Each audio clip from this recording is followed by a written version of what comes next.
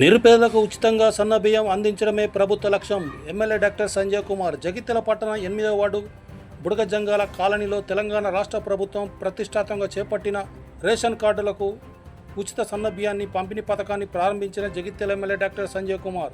ఈ సందర్భంగా ఆయన మాట్లాడుతూ నిరుపేదలకు ఉచితంగా సన్నబియ్యం అందించడమే ప్రభుత్వ లక్ష్యమని అన్నారు.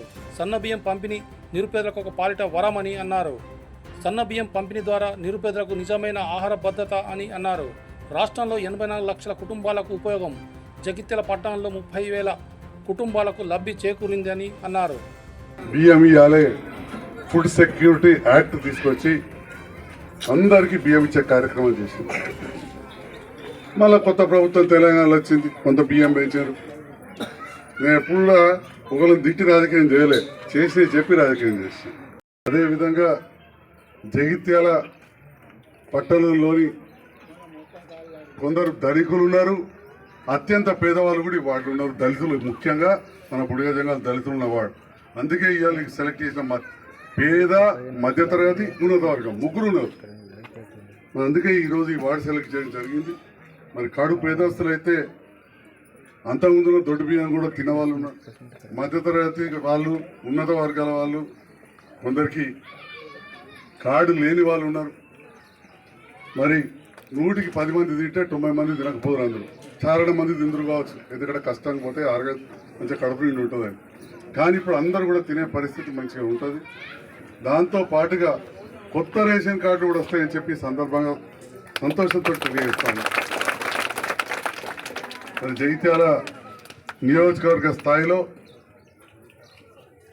దాదాపు 1,03,000 పైచలకు కార్డులు ఉన్నాయి. అంటే ఇంటికి ముగ్గురు చొప్పున వేసిన ఒక 3 లక్షల మందికి జగిత్యాల నియోజకవర్గంలో ఈ సన్న బియ్యం అన్నం తినబోతున్నారని చెప్పి సందర్భంగా తెలియజేస్తారు. అంటే ఎంత గొప్ప పథకం, ఎంత ఖర్చుతోటి కూడుకున్న పథకం. అయితే రెండో విషయం ఇక్కడ ఏంటంటే, వాస్తవానికి నేను మైతాపూర్లో రైతులు ఉంటారు కాబట్టి అక్కడ మాట్లాడదాం అనుకున్నా, కానీ ఇక్కడ మా మీడియా మిత్రులు ఉన్నారు. ఇది 2 రకాలుగా లాభం. సన్న బియ్యం పండించడం రైతులకు కూడా ప్రోత్సాహం వచ్చింది. అంతకుముందు ఏముండే, మద్దతు ధర దొడ్డు బియ్యంకే 20 రూపాయలు ఎక్కువ. ఇది చాలా మందికి తెలుసో తెలియదు. లెంత్ అండ్ బ్రెడ్త్ మీద ఉంటుంది, అంతే కదండి. బియ్యం సీట్ సప్లై ఎల్ఐన్ బియ్యం అంటారు. అంటే కొంచెం పొడుగు దొడ్డు ఉన్న దానికి రేట్ ఎక్కువ, సర్కారు మద్దతు ధర. మార్కెట్లోనేమో సన్న బియ్యంకు ధర ఎక్కువ. మరి కొత్త కాంగ్రెస్ ప్రభుత్వం సన్న బియ్యం పండించిన వాళ్ళకు క్వింటాల్కు 500 రూపాయలు బోనస్ ఇస్తామని చెప్పడం జరిగింది. క్వింటాల్కు 500 రూపాయలు అంటే రైతులకు కూడా ఒక ఉత్సాహం వస్తుంది. మరి క్వింటాల్కు ఒక 500 వస్తాయి. 20 క్వింటాలు పండితే ఒక 10,000 రూపాయలు వస్తాయి. 30 క్వింటాలు పండిస్తే 15,000 రూపాయలు వస్తాయని చెప్పి రైతులు కూడా రేపటి నాడు సన్న బియ్యం పండిస్తారు. మరి అంతకుముందు దొడ్డు బియ్యం పండించుడు, తినకపోవుడు, ఇక రకరకాల కథలు ఈ వాడకట్టోళ్ళకి అందరికి మొత్తం వెళ్తాయి. ఇక ఆ చిట్టా నేను ఇప్పదలుచుకుంటే మళ్ళీ తిరుమల ఎగో చెప్పేసి ఆరంటాడు. ఇక్కడ ఒక మంచి కార్యక్రమం జరిగింది. ఇలాంటి ఒక కార్యక్రమం ఒక శుభకార్యంతో సమానం. ఇది శుభ కార్యక్రమంతో సమానం. ఎందుకంటే ఒక్క నియోజకవర్గంలోనే 1,03,000 మంది మనకు లబ్ధిదారులు. రాష్ట్ర వ్యాప్తంగా 84 లక్షల కార్డులు ఉన్నారు. అంటే మామూలు విషయం కాదు.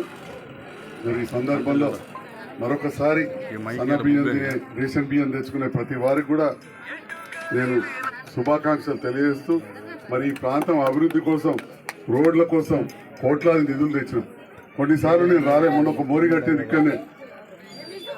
ఏడగట్టిందా మోరి? మన రాలే. మా డాక్టర్ గోపి ఇంటి దగ్గర మేము పెద్ద శిలాపలకాలు పెట్టలే. అంటే వచ్చినా రాకున్నా కార్యక్రమాలు చేస్తున్నాం. చాలా పెద్ద మొత్తంలో జగిత్యాల నియోజకవర్గంలో పట్టణ అభివృద్ధికి